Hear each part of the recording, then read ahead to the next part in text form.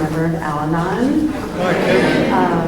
It's such an honor to be here. I came into Al-Anon October 9th, 2011, and I have a sponsor. I sponsor other women who have graciously joined me today and last night, so thank you, ladies. And I work my steps out of the AA Big Book. And yeah, I go to meetings, I pray, I do my readings, I sponsor others, I service in my meetings, and that's what keeps me active in Al-Anon. And I'll just tell you guys, you know, like the Big Book says, what it was like, what happened, and what it's like now. You know, I was born and raised in Queens, New York, to two drug addict parents. And, you know, I have happy memories as a kid, but yeah, my first memories are, you know, of seeing needles on the floor, you know, where my parents would do what they needed to do at the time, stepping over their friends who were like passed out on the floor. I remember one time I had to go to the bathroom so bad, but my dad was in the bathroom doing what he needed to do, and just the place was a disaster, and I had to, you know, go to the bathroom in a cup, so I couldn't, you know, because I wasn't allowed in the bathroom. We lived in a place, at one point things had gotten so bad, all I remember was one mattress on the floor and boxes of clothes. We were homeless at times, and I have memories of like walking on the train tracks, literally. I didn't know we were homeless until like one day we were at my grandparents and my uncle was making fun of us and like, yeah, you were on the F train, homeless, you know, and everyone was laughing. And I was like, oh, okay. And then I remember as a little girl, you know, my dad, he would always say to me, someday mommy and daddy are gonna go away for a little bit, but we're gonna come back. And he said that quite a bit. And when you're young, he could have said it for 2 weeks. It felt like he had said it over the course of a year. So I stopped really, I'm like, what is this man talking about? You know, whatever. And then I remember the day my parents left for rehab. They left us with my grandparents in Queens, which was the greatest gift. And I never actually did not know that. Like, you know, me and my brother, I was 4 years old. He was 2. We could have absolutely ended up in foster care. We could have been separated. This story could have been so much worse. And I remember the day my mom left, and yeah, and you know, the years that I lived with my grandmother though were some of the best years of my life. Like, she is my heart and soul. I don't know what I would have done without her. I remember, you know, missing my mom. They went to an intense rehab, and they were like, we couldn't see them. You could only talk to them on the phone every now and then. And every once in a while we could see them. It was in upstate New York. And yeah, my grandmother would give me a picture of my mom at night if I missed her. You know, my dad, it was really hard for my dad to leave us, so he left rehab and came back for a little bit, did some more things he felt he needed to do, and then he went back. And you know, now that I'm older and I have kids, I cannot imagine being addicted to anything, alcohol, drugs, gambling, whatever, and leaving my children the way that my parents left us. And I don't say that with any resentment. I say that with complete love. Like, I thank God they could do that, because I don't think I could. I really, truly do not. And it was the best gift. And then, you know, I remember going up to visit them in rehab and hearing them do things like we're doing today. You know, in the rehab, they would have people celebrating, and they would have people telling their stories, and I could, like, if I like take a second, I could just see myself sitting over there listening to this, because that's how I grew up, you know, going to their celebrations and things like that. And then they came back, and they moved us upstate, and looking back, I think leaving my grandmother was more traumatizing than my parents leaving for rehab, because I had just, you know, there was so much love there, and I was so safe. And for many years after that, probably until I found Al-Anon, I just thought we were saved, which we were on some level. You know, I just was like, I'm so lucky, I'm so blessed, everything is fine, nothing else to see here kind of situation. Even though I always knew something was wrong, or I always felt like something was off. I shouldn't say wrong, something was off. And, you know, those early years when my parents came back, you know, cops were called in the middle of the night. My dad's a rager. They weren't using drugs or drinking anymore. And they ended up working for the rehab center that they went to for, you know, over 20 years. But, you know, they were still alcoholics, addicts, you know, whatever, the family, you know, they still had this family disease. And yeah, I just remember cops coming in the middle of the night. I remember, you know, my dad getting violent with my mom getting violent with my dad, and just my dad raging over the years. And Al-Anon, you know, kind of has me look at my story a different way. You know, without Al-Anon, this story would sound completely different. In the sense of, you know, I'd be talking to you about how awful my brother is and how annoying he was, but the truth is that I was a very irritable person. I still am, you know, and if somebody wasn't doing what I wanted them to do or what I felt that they should be doing, they were wrong, and they needed to know it, and they needed to correct their behavior, and I just never felt safe unless everybody was doing what I felt they should be doing. You know, I thought I knew everything. I was the smartest one in my family. If everyone just behaved how I behaved, the world would be a better place. There's a part in the big book that talks about that, and that's one of my favorite parts because I relate so much to that. So yeah, I just grew up, I was, you know, deeply insecure growing up, deeply insecure. It's funny, I say I'm a walking contradiction, you know. I was the one who knew everything, and I was always right, but at the same time, I was lower than dirt, and why would anyone talk to me, and I'm never gonna amount to anything, and I'm never gonna be anything, and this is gonna be my life forever, you know. So that was just constantly how my brain worked. And yeah, I was really insecure, really shy. No one ever believes me when I say that, but I was very, very shy. And yeah, I wanted to look good. I always wanted to look good. I very much cared about what people thought of me, very much. And I grew up thinking that my family's actions and behaviors were a reflection of me. So when my dad raged, I was like mortified, you know, that was clearly somehow was my fault. You know, growing up with a rager, I'm sure you've heard, like, definitely walking around on eggshells. And if my dad, if he was good, in quotes, you know, if he was good for like, I don't know, let's say a few weeks, I knew something was coming, you know, I'm like, it's just a matter of time before this one thing sets him off. And he really raged, you know, like, he, you know, spit flying out of his mouth into my face, name calling, you know, just, it was bad when he would do it. But at the same time, my dad was everything. He was the same.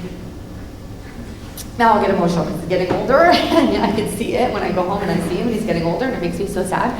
But he was the guy who would look at me out of nowhere and just go, you know, he could see me in my head spinning, and he'd just look at me and go, what are you thinking? You know? And he was also that guy. So I was very, very, very close with my dad. You know, I learned a lot about mental illness thanks to my dad because it runs very, very deep in his family. You know, his brother killed himself and no one told him. They all lied about it. You know, secrecy was a big thing. His dad was a gambler, extremely abusive. So he was always good about mental health, and he struggles with mental health and different things there, and medication, and when you're on it and when you're not. And you know, that also affects the family.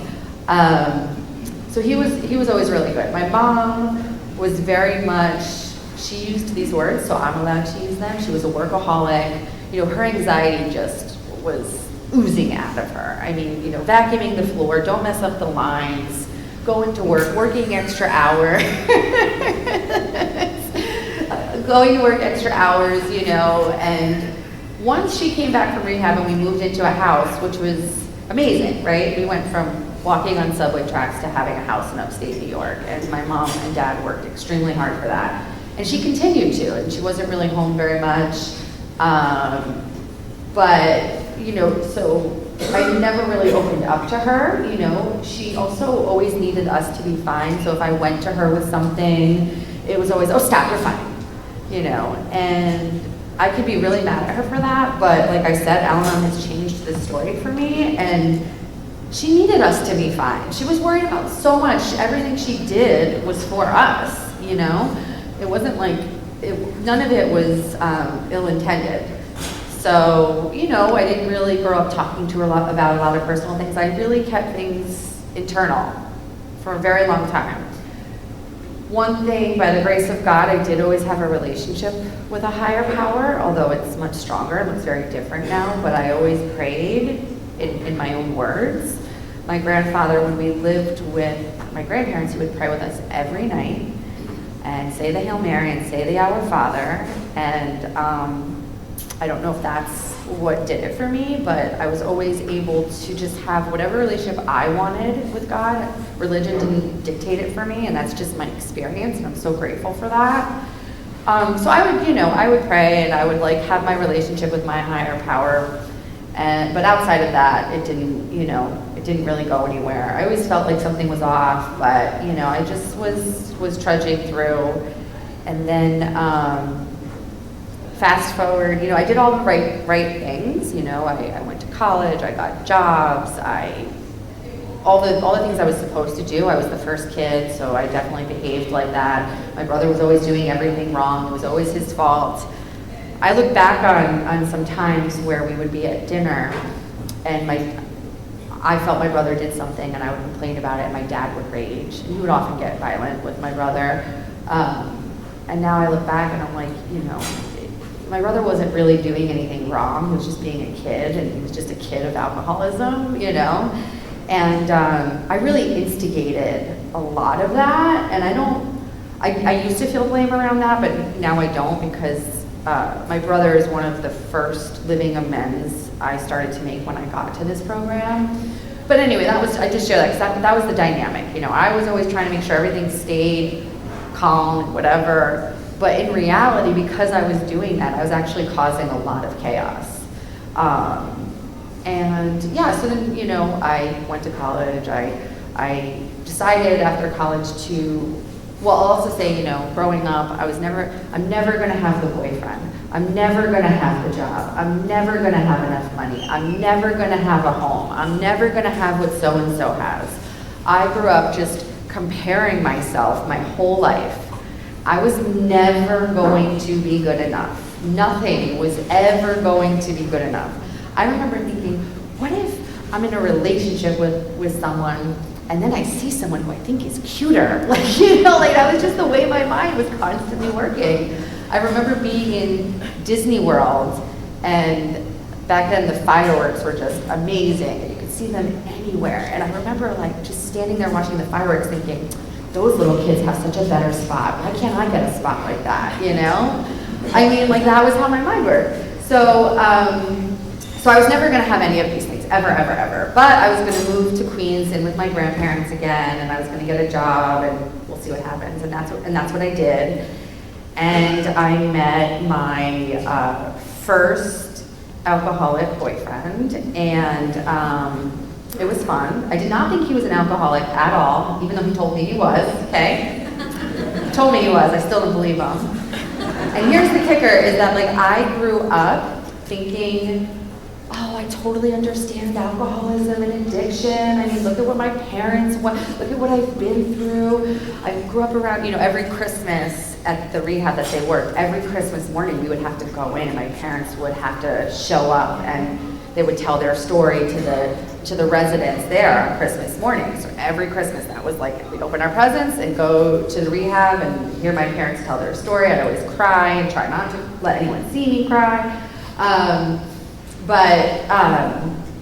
So yeah, so I always thought I know all about addiction and alcoholism. You know, I'm so compassionate. I totally get it. And then here we go. I meet this guy, and he has a girlfriend, and Did I not mention that part, that I only really ever liked unavailable men? I mean, the more you rejected me, the more I thought it might happen. But, and then again, later on, I realized what that was. It was, in some way, even though it tortured me in some ways, I was staying safe, right? Like, I could not be vulnerable with anybody, ever. And that's why I didn't really have, certain relationships, because I just couldn't be vulnerable, and that's why I chased unavailable people, even friends. So he has a girlfriend. I'm like, oh, I'm never doing that again. So I'm going to stay away from him. And I see they're always, everyone at work. It was a young company, and they're always fighting. And she doesn't like him drinking. And I'm like, oh God, it's so controlling. Like, let the kid drink, I have like all these judgments and opinions. And like I said, everybody should listen to me. And fast forward, he breaks up with the girlfriend. We start dating, and we go out, and he's leaving me at the bar. He is done. He is blackout drunk, can't even speak, leaving me at the bar, and I still don't think he's an alcoholic. And it's all because I had an idea of what, I grew up with drug addiction. My parents weren't said alcoholics, and I had an idea of what an alcoholic looked like in my mind, and that wasn't him. I actually felt bad for him. I was like, one thing I was right about is he did have an allergy to alcohol, but I was like, he has an allergy, he can't drink, he has 2 beers, and he's slurring his words. Look at him, he's trying so hard. Years later, I found out every time I was going to the bathroom, he was pounding shots and pounding beers, or he had 2 40s before I even showed up. I didn't know any of that, so I started to feel bad for him. But, so anyway, I'm like, how dare you leave me at the bar? So then what started to happen is I was getting angry at him because I was ready to have fun, and he was, falling all over, and I'm like, he's gonna get hurt, he's gonna fall in the subway tracks and die. I can't have fun, I have to watch him now, and so now I'm all mad, but also I love him, and I'm worried, and all these things. And he's like, I have a drinking problem. I'm like, no, you just need to get it together. Anyway, so I can't tell you how many times this one story happened, God knows how many times, but he leaves, right? He's blackout drunk, he leaves the bar, and I am livid. I eventually learned that I suffer from rage. I didn't think I did, because that was only my dad. I'll get to that, but he leaves, and I call him screaming at the top of my lungs, yelling at a blackout drunk for leaving me at the bar. And at the time, again, I was right. Everybody listened to me. Of course I'm gonna yell at him. Of course he's gonna listen. What sane person gets mad at an alcoholic for leaving the bar blackout drunk and then wants to argue with them? It just doesn't make any sense, but it did to me at the time. So fast forward, he went into AA, and that was great. I finally believed him that he was an alcoholic. And he went into AA, and I thought that was awesome. I supported it, and then one day, I don't know if this was the day I punched a hole in the wall or if I was just yelling, but he's like, you have rage issues, or anger issues, he said. And I straight up laughed in his face, because I was like, you don't know what anger or rage looks like. Have you seen my dad? There's no way I have that. That was my barometer, right? But my dad was as far as you could almost go, and then one day he did something and I punched a hole in the door. Anyway, long story short, eventually his sponsor recommended I come to Al-Anon. And again, the compassionate, victim of alcoholism and addiction, of course I'll go to Al-Anon. Sure, if that's what you need, that's what I'll do. And that was, my attitude about it, which, at the end of the day, I'm really grateful that was my attitude, because it got me there. And I'll never forget it. It was the floodgates opened. So this kind man introduced me to someone who took me to my first Al-Anon meeting in the West Village. And we sat on these stairs, and I just told her everything. Poor girl. I just told her everything, crying, everything. And for the first time in my life, I felt seen, after that meeting. And then we go into the meeting, and I can barely keep it together because I'm hearing my story. And I haven't left since. That was October of 2011. I haven't left. I kept going, and I eventually found a sponsor. And you know, I just listened to that person. I did have the gift of desperation. I was very desperate. You know, I was just not a happy person, and I just did what she said, and thank God I did. And I would anything I've been told in this program by my sponsor or fellows has never led me astray. Like, not even a little, not even once. So with my sponsees too, I just tell them what I was told, you know, because it's always worked for me. I started doing my steps. And wow, the realizations that came out of that. I remember reading my steps back to my sponsor. I think it was my first 3 steps, I want to say. And it was all the I nevers, right? Like, I never will have this, I'll never, never, never. And all of those nevers at that time, I had by that point. I was living in the city, I had a job, I had enough money, and some of it was material, I'll be totally honest with you. You know, like, I'll never have Louboutins, you know, I had a pair of those at that point, you know, I don't know how old I was, you know, it's stupid stuff. But it was also like, I'll never own a home, you know, I'll never meet someone.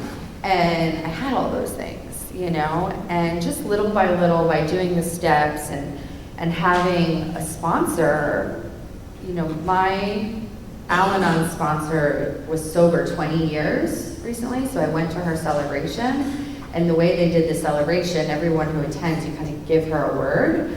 And the word I gave her was miracle, because she taught me that miracles exist in this program and are not just possible, they happen every single day. And that was just not something I ever believed in, you know? And so yeah, I started doing the steps, and another thing I learned through doing the steps is I was never wrong. And I hadn't even gotten to step 8 and 9 yet. It was step 2, where I had to write on the word admitted. Now, the way I did my steps is we wrote on the words of the steps from our earliest memory to now. So as you can imagine, like the steps, you know, words like unmanageable, you know, powerless, but there were also words like to, T-O, and, you know, like there were some simple words you had to dig some stuff up around. No problem with those words. Get to admitted, it took me days to find a memory where I admitted anything. Days, and I am not exaggerating. I kept going to write, closing the book, I was like, I don't know, when did I ever admit anything? And that's probably what I ended up writing on, was that I don't admit anything. So that was a huge wake-up call for my part in my actions, in my story. And over the years of having a sponsor and doing the steps, I absolutely have rage issues and anger issues that I work on every day. And thank God for this program, because I can't remember the last time I raged. And I've been here 12 years by the grace of God, and I raged a lot through that, and you know, who knows, I probably will again, but like, it's just a miracle, that I admit that I was one, or am one, or whatever, and that I'm honest when I do something. My sponsor called me once, and she was like, you're gonna love this, because she's not really a rager, and she's like, yeah, I was telling her sponsor that I threw the remote at Travis. And she's like, oh man, Kim's gonna love to hear this one, you know? Because like, I was always calling her, I threw the baby bottle, you know? So that was another thing. I never thought I was gonna have kids. Nothing, no doctor ever told me that. There was nothing about my health that ever told me that. But that was just how I thought about myself. Like, God, I'm never gonna have kids, you know? And then I have 3, just so you know. And my story is I did not struggle to get them, and you know, just goes to show you like what we think is just so not the truth. I loved when Christine changed, I think it was alcohol to thinking, or one of those words, problem drinking to problem thinking, because that is definitely what I have. Like, I don't have an allergy to alcohol, but I think like an alcoholic for sure when it comes to anything else, you know. Like I was just in Phoenix for work earlier this week, and I was in a loop about my marriage and my husband because we're struggling right now. And like I was getting headaches, like literal headaches from just like obsessing over it. But yeah, so I have 3 kids now. My husband is still sober. I love alcoholics. I usually start with that. I really do. Put me in a room with like 100 people and only one is an alcoholic and I'm in love with that person within minutes. It's just have friends, partners, whatever. But I will say, and I said this to my crew when we were driving up here, lately I hate the disease of alcoholism, you know? Lately I really hate it. You know, me and my husband are having a hard time, and I've heard people say this, and I never had felt this way until the last 2 years, but like, I wish you would just take a drink and leave me alone. You know what I mean? And that is such an awful thing. I don't really mean that, because I've lost so many people to drugs and alcohol. It's countless. And I don't mean it, and I know I'm so grateful he doesn't drink, but sometimes that what I call like dry alcoholic it's really been tough. But the gift is it's really forced me to kick up my game in my program, not only for myself, but for my kids, you know.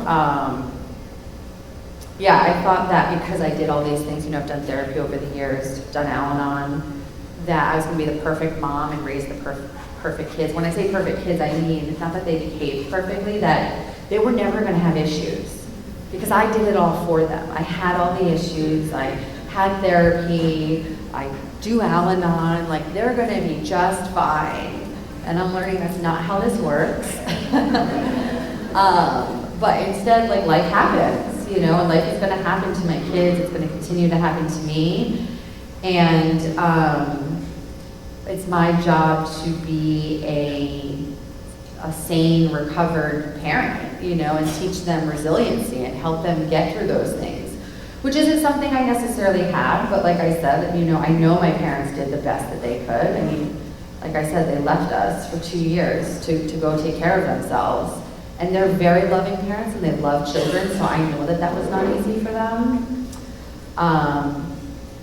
But yeah, so I continue to do my steps, and one of the beautiful things about doing my steps, and especially doing them out of the big book of AA, which I just love that I get to do that, came amends, you know, so I started making my amends. Like I said, when I first came in, I was able to start making a living amends to my brother immediately. There was something that happened when I came into Al-Anon, the guilt and shame I felt for how I treated this kid and how I showed up for him and how I blamed him for everything, it would have eaten me alive.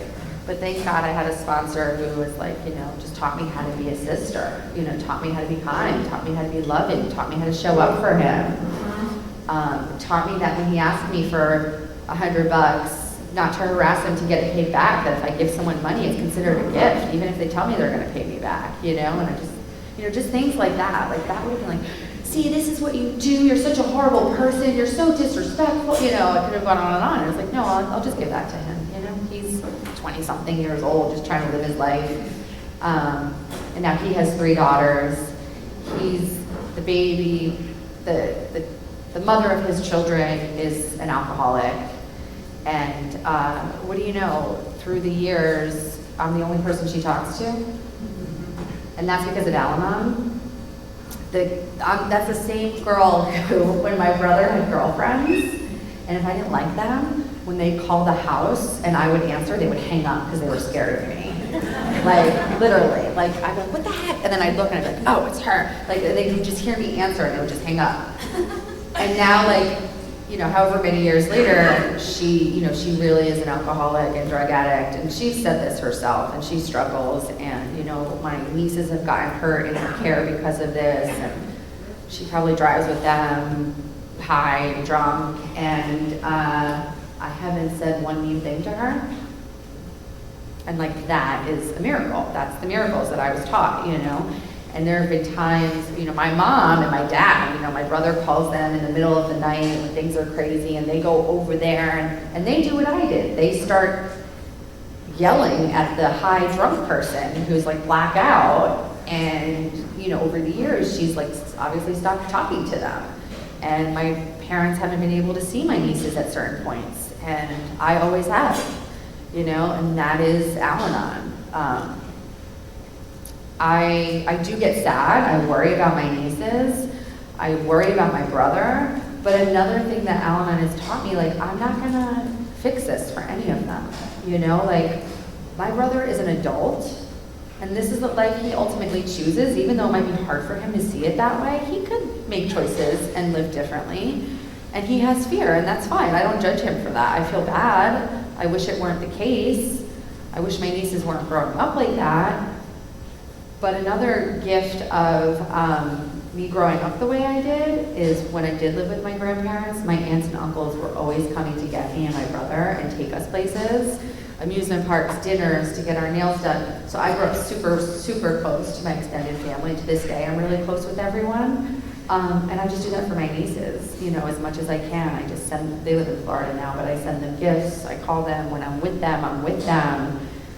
Every time I visit my brother, I have 3 kids of my own, and every time I visit my brother, a lot of the times the girl's mom will leave. You know, she doesn't want to be around. She definitely isolates. So she'll leave the whole time I'm there, but it doesn't mean she doesn't talk to me. When she is there for 5 minutes, she's, hi, I love you, ah, you know. So then we don't see her. And then my brother leaves his kids with me. So I'm like usually stuck with the 6 kids. And he's finally getting the break that he hasn't had, you know. And normally, what's wrong with you? Get it together. They're your kids. How dare you leave me? Leave this woman. Do this. Do that. You know. And I just show up and I say, okay, thank you, bye. You know. And I just hang out with my nieces and my kids. And at one point, I remember I had 2 babies on my hip because they're all around the same age too. And he left me on the beach with 6 kids, 2 babies, 2 toddlers. And I was like, oh my God, but you know, it's fine. So I do things like visit my brother. I send my nieces gifts. My niece's mother talks to me often, and only me. And yeah, I was saying so he was like the first amends I made, and I just, you know, when I made some of my other amends, you know, people who I had a feeling were maybe alcoholics in my life started like coming out and saying like, I think I have a problem drinking. And it was just a really beautiful thing because I know that I love alcoholics, so I'm not surprised, you know, like when some of those people were like, oh, I think I have a problem drinking, oh my God, you know, I was like, yeah, okay, well, I love you, and here's so-and-so's number if you ever want to call them, and you know, that was that. And then one of the same friends I went to dinner with recently, I haven't seen her in years, as she's drinking her drink, you know, was talking about her problem with drinking, and it didn't even faze me. I'm like, okay, you know, I love you as long as you're safe, and if you ever need me, you know. But yeah, I just, this program taught me how to live, and I've heard people say all these things before, and I would be like, oh yeah, whatever. But it's so true. Like, I would not have the life I have today without Al-Anon, and I do not mean the material things. I truly, in my heart, do not mean the material things. I mean, I just wouldn't have the love to give other people if I didn't have Al-Anon, because I would be too busy telling them what to do and trying to control everything. And I don't know how I did that for so long. It's exhausting. It is so exhausting. And now, you know, I look for the miracles. My sponsor is always showing me the miracles. You know, my husband sometimes, he provokes, he instigates. Like, I came home on a red eye on Thursday, and he threw the kids at me, and then was like, are you gonna put your laundry away? You know, started going down his list.